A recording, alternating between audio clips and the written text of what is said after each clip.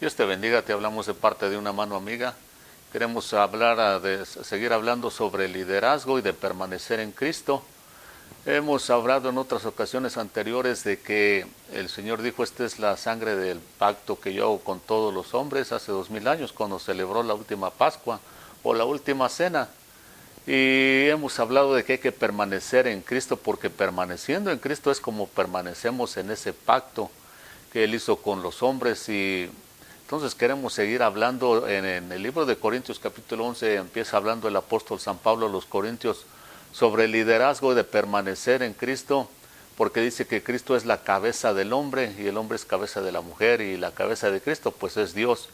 Entonces empieza poniendo ese orden el apóstol San Pablo con el liderazgo. Hemos hablado de que en Israel, en el pueblo de Israel, en el Antiguo Testamento, cuando hubo buen liderazgo desde Moisés, Josué, los buenos jueces, los buenos reyes de Israel, los buenos profetas, pues el pueblo estuvo bien, estuvo en paz, estuvo prosperando. Pero cuando el liderazgo se corrompía, pues ya todo el pueblo se corrompía, porque en el libro de Oseas dice que así como era el pueblo, así iba a ser el sacerdote. Y muchas veces como era el sacerdote o el líder, así era el pueblo también. Pero en el Nuevo Testamento ahí claramente nos enseña que la cabeza del hombre es Cristo. Así que ahí el apóstol San Pablo quiere poner orden por todo lo que les va a enseñar a estos corintios, que es muy importante especialmente para nuestro tiempo, que estamos muy cerca a la venida de nuestro Señor Jesucristo. Aunque el mundo no lo crea ni esté listo, estamos muy cerca. Queremos seguir hablando entonces sobre en este caso sobre la Santa Cena. ¿Qué dice la palabra de Dios sobre la Santa Cena? ¿Qué les enseña el apóstol San Pablo a estos corintios sobre la Santa Cena? Y en el capítulo 11 del primer libro de los Corintios, desde el verso 17 dice: pero al darles estas instrucciones no los alabo, porque no se congregan para lo bueno, sino para lo malo. Pues en primer lugar oigo que cuando se reúnen como iglesia hay divisiones entre ustedes, y en parte lo creo, porque es necesario que haya entre ustedes bandos o divisiones, a fin de que se manifieste quiénes son de Cristo y quiénes están aprobados. Dice, por tanto, cuando se reúnen a comer la cena del Señor, dice, porque al comer cada uno su propia cena, dice, primero y no tiene hambre y otro está ebrio, dice, porque al comer cada uno toma su cena primero y uno tiene hambre y otro está ebrio. Dice, ¿qué? ¿No tenéis casas para comer y beber, o menospreciáis a la iglesia de Dios y así avergüenzan a los que no tienen nada? ¿Qué les diré? ¿Los alabaré? Esto dice, no los alabaré. Entonces, aquí el apóstol empieza a poner orden en cuanto a la cena del Señor, que celebraban en la iglesia primitiva en Corinto, y ahí les da instrucciones. El apóstol les dice cómo se debe de hacer, pero aquí lo que está explicando o lo que está arreglando el apóstol es que dice que en aquel entonces pues celebraban la Santa Cena con comida, no solamente con un pedacito de galleta, un poquito de vino, sino con comida real, hasta saciarse. Pero dice que se menospreciaban unos a otros, que había divisiones, había racismo, había favoritismo, había de todo aquello que puede causar división entre la gente y entre el cristianismo. Y el apóstol les dice, miren, si tienen hambre, coman en su casa. Dice, pero no está bien que la iglesia de Dios la usen para comer, para sus satisfacciones carnales. Dice, porque unos comen, otros beben, incluso se embriagan. Dice, todo eso tiene que parar y se tiene que poner un orden, porque allí eso no es la cena del Señor.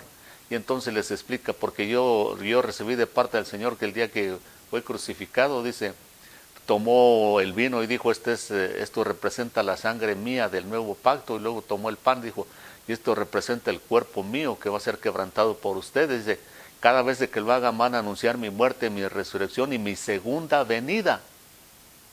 Entonces es importantísimo esto, porque cada vez de que en alguna iglesia que se dice que practican este ritual, porque esto es simbólico, dice, se está anunciando la muerte del Señor, su resurrección, porque si se anuncia su segunda venida es porque resucitó y va a venir.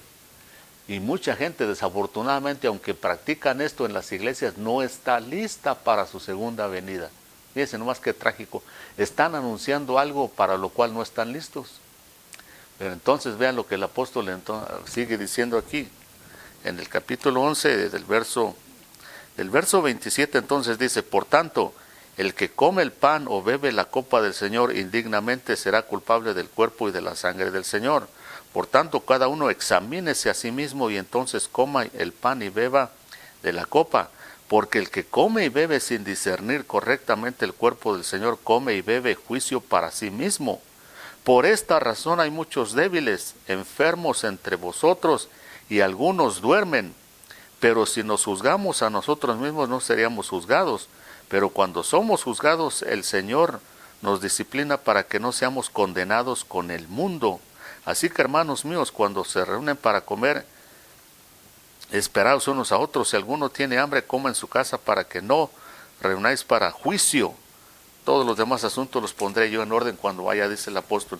Entonces aquí les está advirtiendo, dice, que si nosotros tomamos o participamos de la cena del Señor de esta última Pascua, dice que si lo hacemos sin discernir el cuerpo de Cristo, dice, estamos comiendo juicio para nosotros mismos, y que por esta razón, en el libro, en ese tiempo en Corinto, en esta ciudad, en esta iglesia, dice que había muchos débiles, muchos enfermos, y unos hasta ya dormían, ya habían muerto físicamente.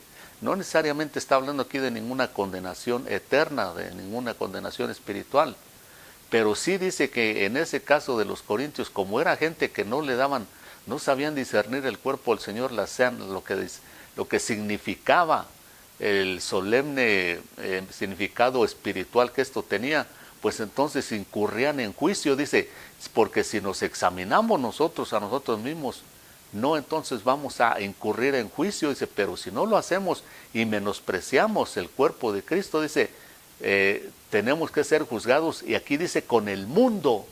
Ahora, esto tenemos que ponerle atención, vea, porque de esas cosas incluso casi no se habla ya, porque últimamente se enseña más que nada un evangelio cómodo, un evangelio de mucha comodidad. No hay que incomodar a la gente porque se molesta y ya no diezman o se van de la iglesia y dejan de ser cristianos. Toda esa gente yo creo que en sí no es realmente cristiana, porque el que realmente quiere salvarse tiene que enfrentar todo lo que tenga que venir, especialmente cuando sea reprendido, exhortado con la palabra de Dios.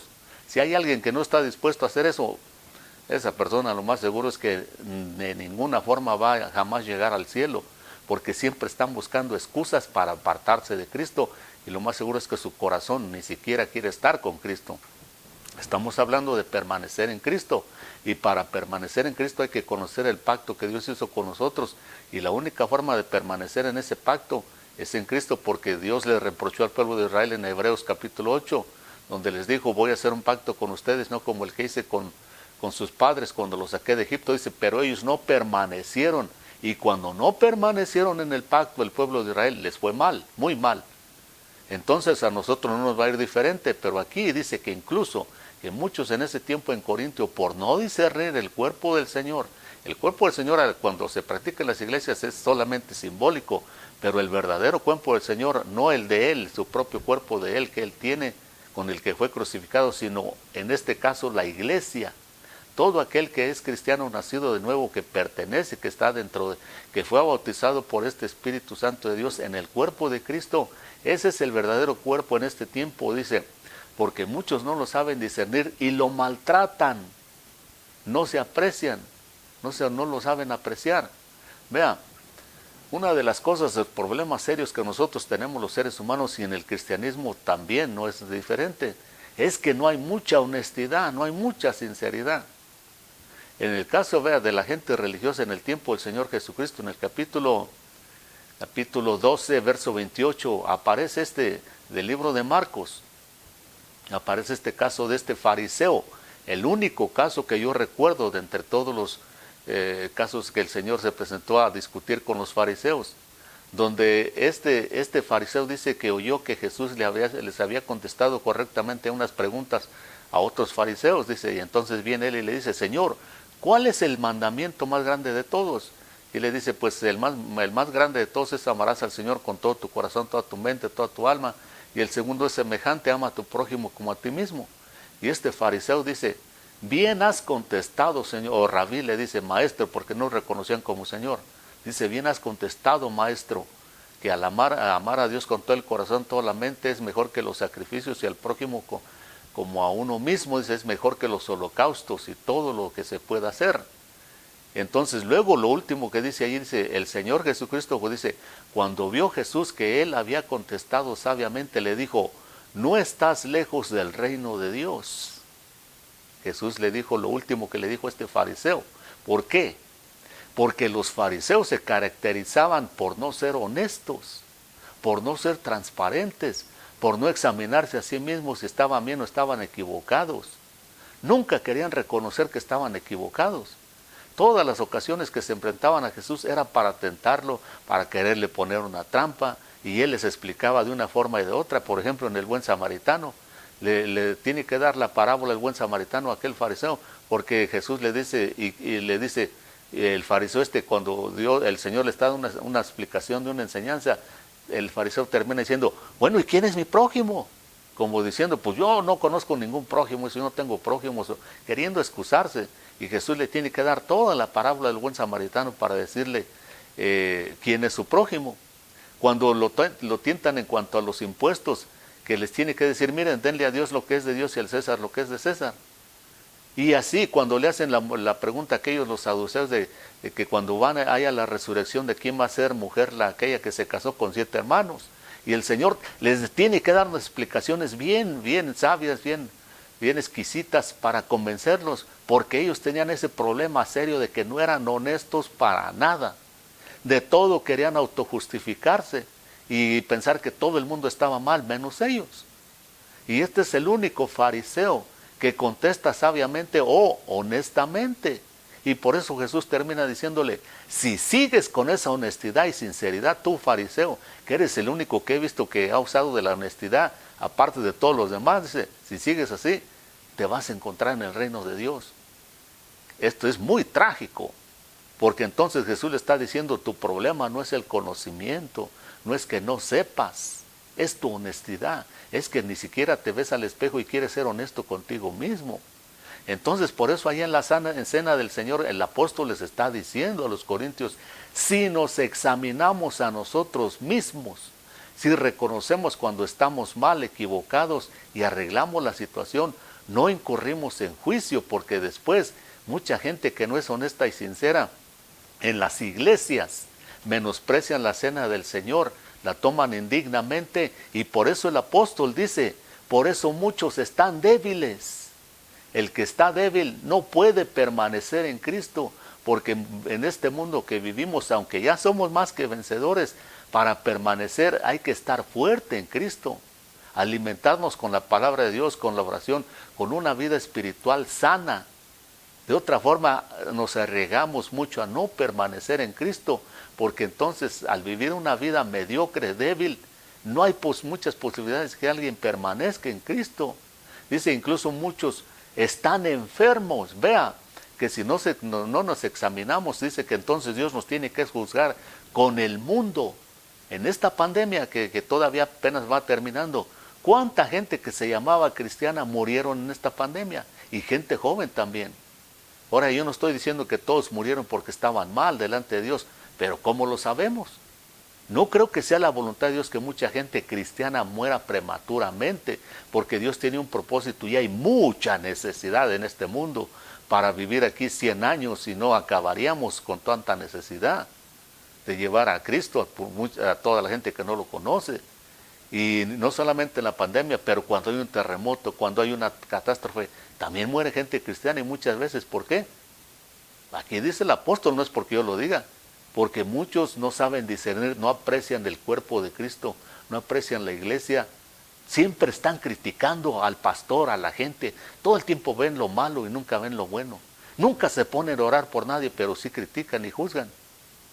Esas son personas que no saben discernir el cuerpo de Cristo. Luego van y toman Santa Cena haciéndole creer al mundo que también están en bien y todo eso. No, es mejor ser honestos y sinceros, porque si no incurrimos en juicio. Y todo esto es parte de poner orden en la iglesia, porque el apóstol en el capítulo 2 empieza a hablar entonces de los dones espirituales. Solamente todo esto es para gente que de verdad quiera permanecer en Cristo, gente madura, gente que ame a Dios y que ame a su iglesia y al mundo. Porque por eso el Señor le dijo a aquel fariseo, no estás lejos del reino de Dios si sigues con esa honestidad. Y que hay que meditar en lo que en nuestras vidas examinarnos y no menospreciar el cuerpo de Cristo que es la iglesia, ni menospreciar cuando tomemos o participemos de esa última Pascua o la Santa Cena. Así que Dios lo bendiga y hasta la próxima.